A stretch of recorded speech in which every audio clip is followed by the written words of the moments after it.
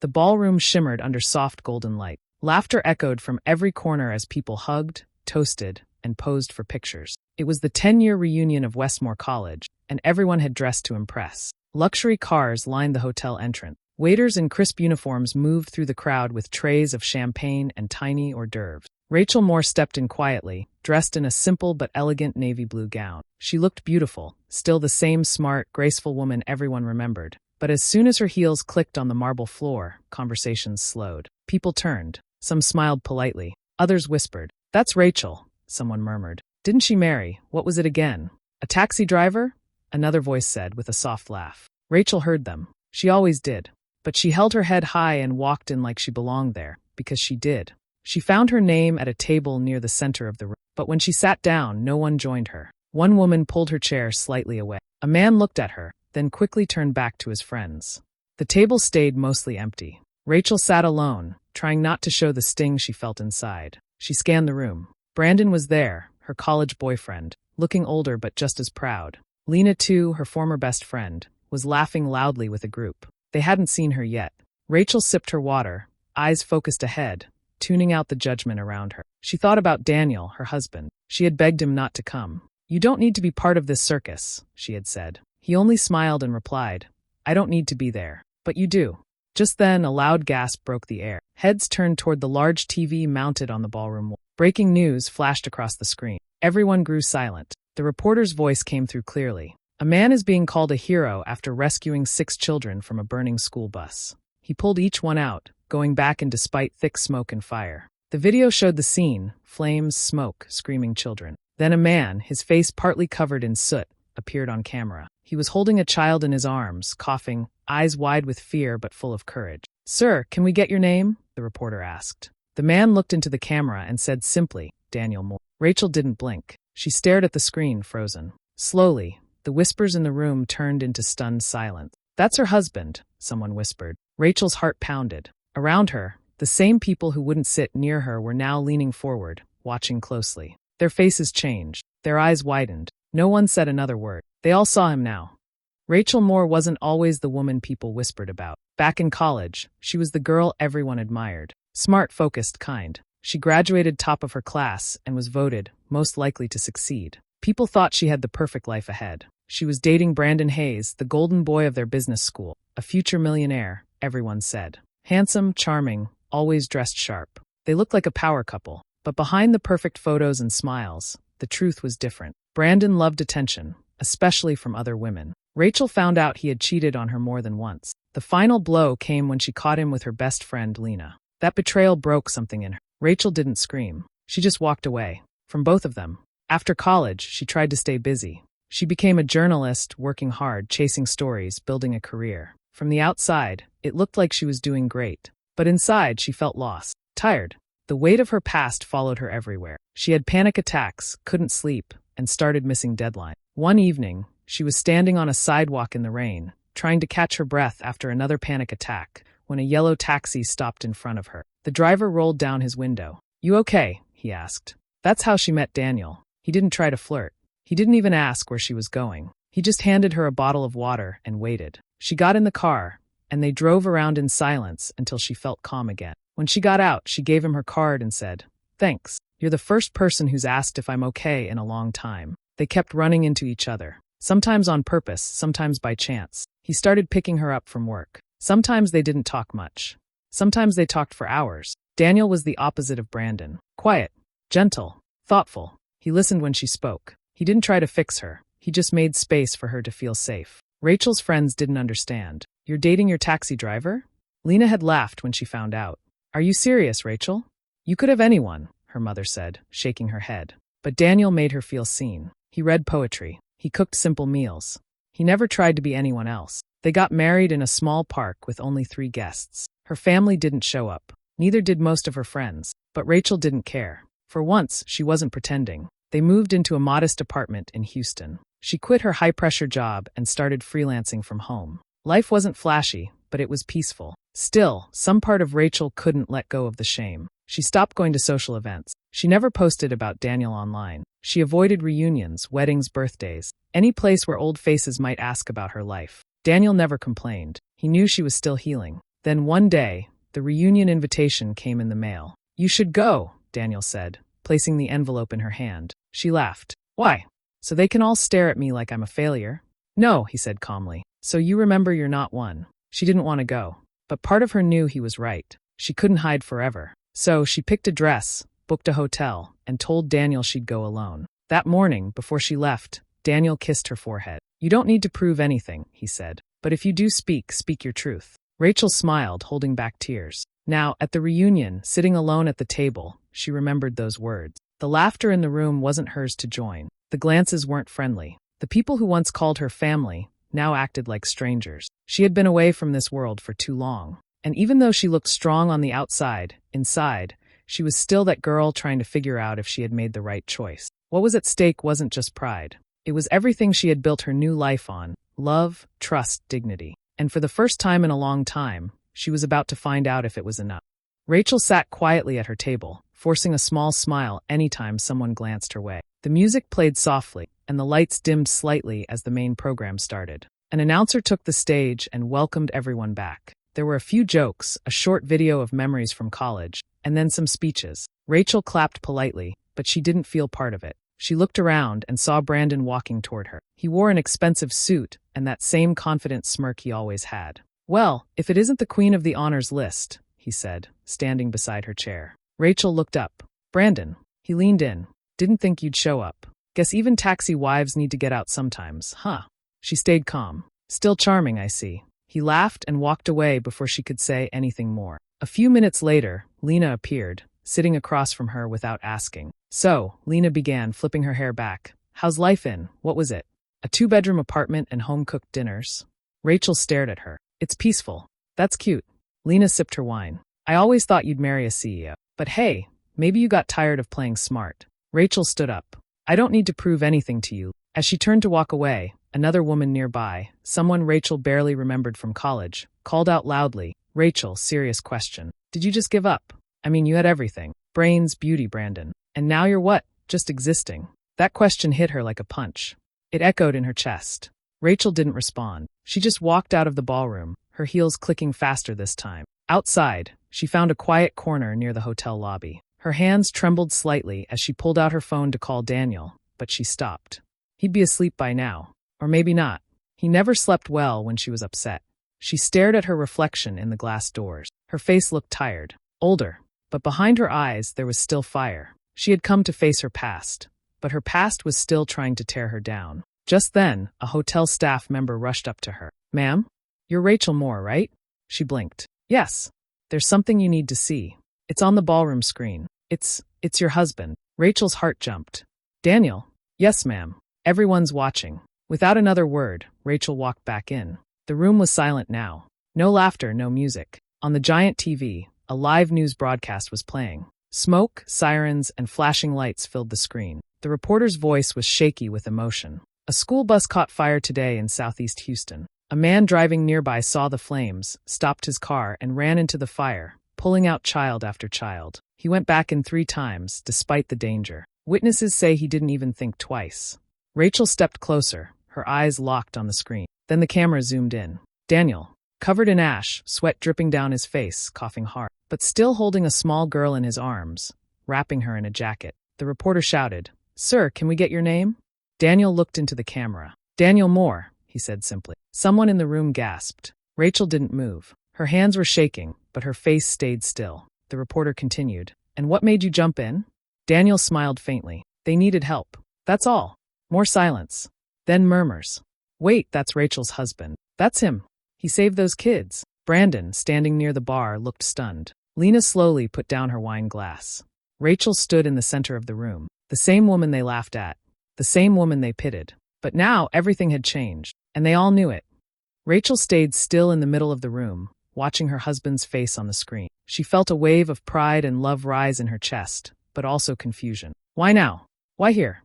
The news continued showing Daniel. After pulling out the children, he was helping the firefighters direct traffic. He had no idea he was being recorded. People around the room began talking. "Did you see that? He's a hero. He went into a burning bus." Rachel heard the same people who had laughed at her now praising Daniel. But it didn't make her feel better. It made her feel something else, anger. because it took a near-death event for them to finally look at her without pity. She walked back to her table and sat down again. This time, people started coming over. Not to sit, but to ask questions. That's really your husband? How long have you been married? What's he like in real life? Rachel gave short answers. Yes. 7 years. He's kind. Lena approached again, her tone different now. Softer. Fake. Wow.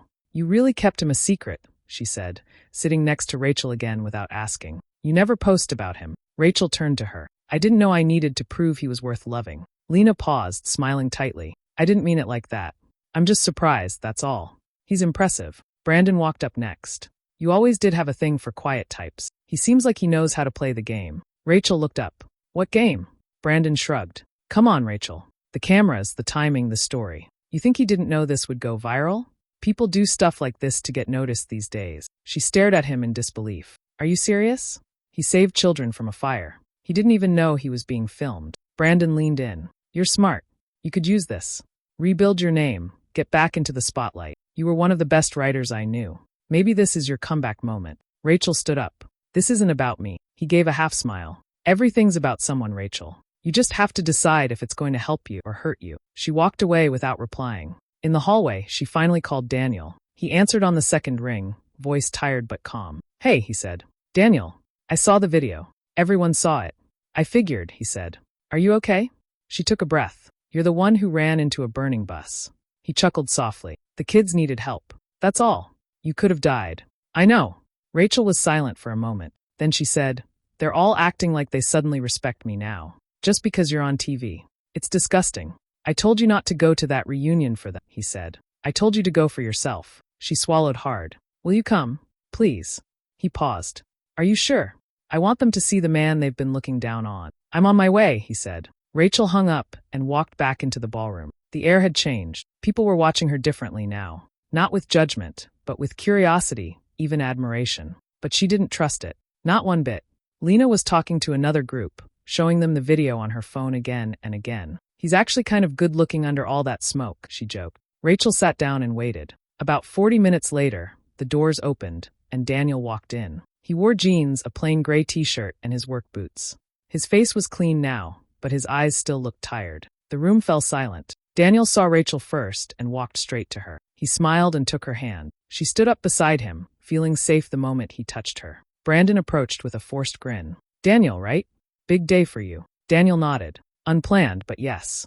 Funny how things work out, Brandon said. You've got everyone's attention now. Daniel looked at him calmly. Attention doesn't change anything. I still drive the same car. I still pay rent like everyone else.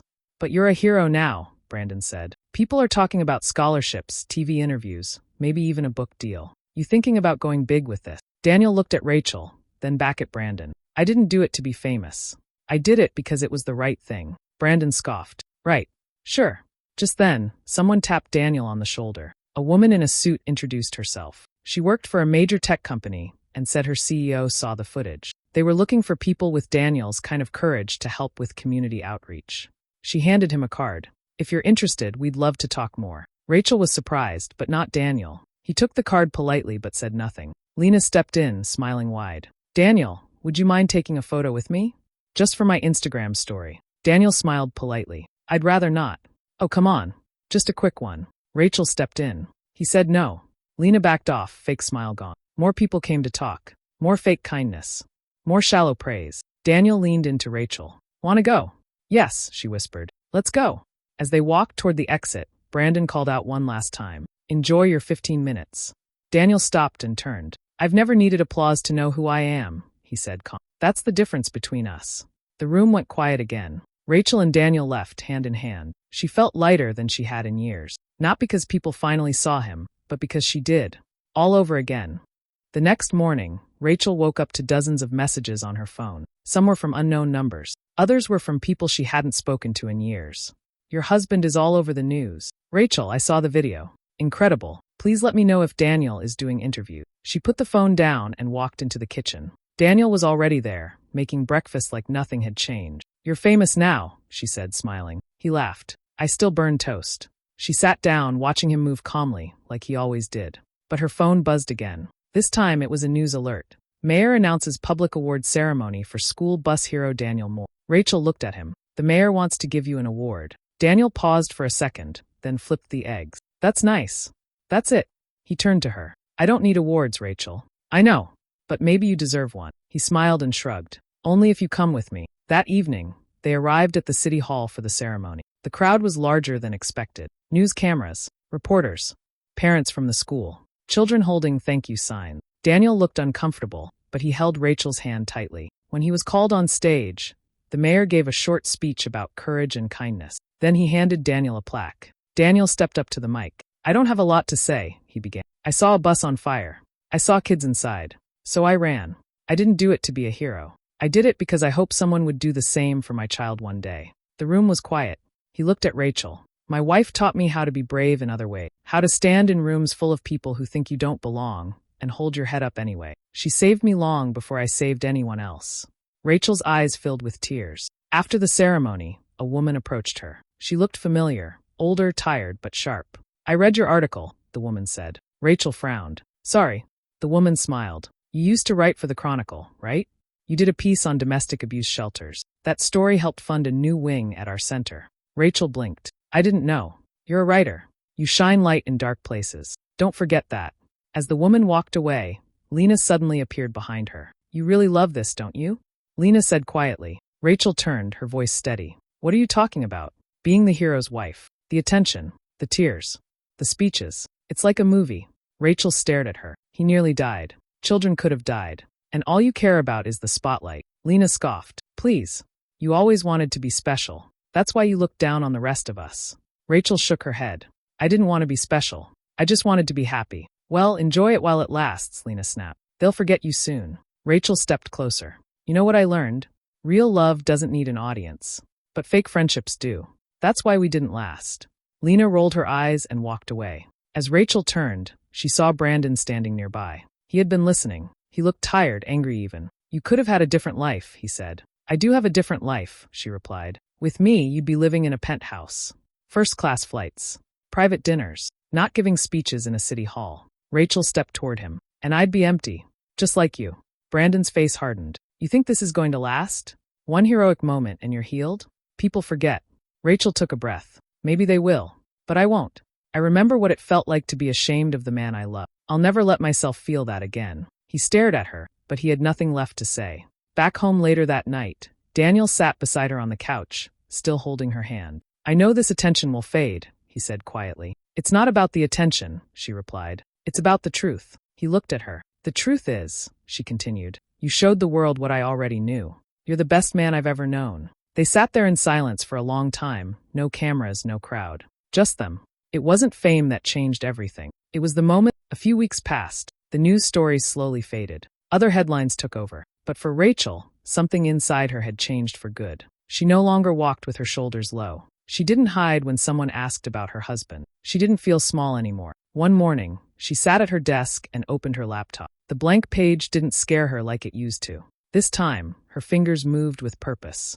She wrote an article titled, I Married a Taxi Driver. He saved lives long before the fire. In the article, she shared not just Daniel's heroism, but his quiet strength. The way he helped kids learn to read at the library. The way he helped a neighbor fix their fence without asking for payment. The way he supported her when she couldn't even support herself. She wrote about the reunion, too, how she had been judged for choosing love over status, and how that judgment almost broke her. But it didn't. The article went viral. Thousands of people read it, shared it, commented on it. Many thanked her for reminding them what real love looks like. Others shared their own stories of choosing kindness over wealth, humility over pride. Rachel got a message from a major online magazine offering her a column. She said yes. Her voice was back, and stronger than ever. One afternoon, Rachel's sister called. They hadn't spoken in years. Not since the wedding. Rachel, her voice was shaky. I read your article. I'm sorry. I judged you. I judged him. And I was wrong. Rachel took a long breath. Thank you for saying that. Can we meet? Her sister asked. Maybe, Rachel said softly, but only if we start from the truth. Rachel wasn't angry anymore. She wasn't even bitter. She had let it go, not because the pain didn't matter, but because she didn't want it to control her life. She and Daniel started attending community meetings together. Daniel spoke about fire safety and staying calm under pressure. Rachel helped local women start writing groups to tell their stories. They became a quiet force in their neighborhood. One evening, Rachel was invited to speak at a women's leadership event. She stood in front of a crowd, holding her notes, but didn't read them. Instead, she looked around the room and said, "I spent years thinking my life wasn't good enough because it didn't look like someone else's. But real strength isn't loud. It's soft. It's the way someone stands beside you when no one else will. It's choosing peace over pride. And it's knowing that you don't need a title or a spotlight to matter." The crowd stood and clapped. Later that night, Rachel and Daniel sat on their balcony. A soft breeze moved through the trees. The city lights glowed in the distance. "You know," Daniel said, "I miss the quiet days." Rachel smiled. "So do I. But I think we earned this moment." He looked at her and nodded. "We did." They didn't need to prove anything to anyone anymore. The world could keep spinning, headlines could change, people could forget. But they would always remember the journey, the hard days, the painful words, the quiet wins. Rachel had finally. It was a quiet Sunday morning. The sun was rising slowly, casting a soft golden light through the kitchen window. Rachel sat at the table, a cup of tea in her hands. Daniel was outside, watering the plants on their small balcony. She looked at him through the glass. He was humming a tune, smiling to himself. Calm, steady, hers. She reached into a drawer and pulled out a letter she had received the day before. It was from a teenage girl in another state. "Dear Rachel, I read your article about your husband and your story. It made me cry. I live in a home where love doesn't feel real, but your words gave me hope. Thank you for showing me that good men do exist, and that it's okay to choose love over everything else." Rachel held the letter close to her chest. Daniel came in, wiping his hands. "Something on your mind?" She smiled. "Just thinking how lucky I am." He walked over and kissed the top of her head. "I'm the lucky one." She handed him the letter. He read it slowly, then looked at her. "You're making a difference again," he said. "So are you," she replied. They sat down together, no rush, no noise. Just the two of them, side by side. Rachel leaned her head on his shoulder and closed her eyes. In that moment, there were no cameras, no old classmates, no whispers. Just a woman who had once been broken, and the man who helped her heal. And somehow, without fame, without money, without applause, she had won. Because real love doesn't ask to be seen. It just stays. And it grows. Hey besties. Thanks so much for watching till the end. If this story touched you, don't forget to like, share, leave a comment, and subscribe for more powerful stories. Her friends invited everyone except her to their girls' trip, so she booked one seat beside someone who changed everything. See you in the next one. Bye.